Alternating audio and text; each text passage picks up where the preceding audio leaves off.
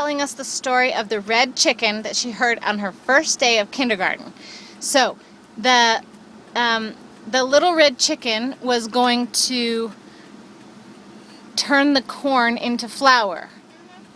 And the cat said, "Not I," and the dog said, "Not I," and the mouse said, "Not I," and she said, "I just do it myself."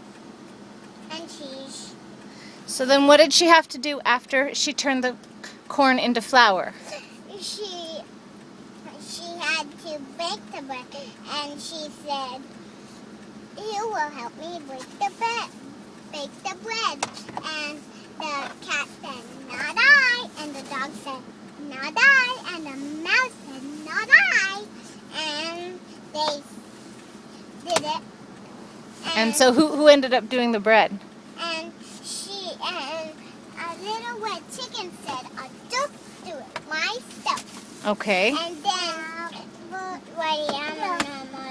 goes and play.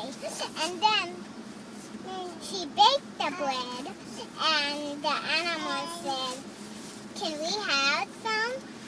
But she said, "No, who bakes it, they get to eat it." Oh. So they should help. That's right. Did you like that story? Mhm.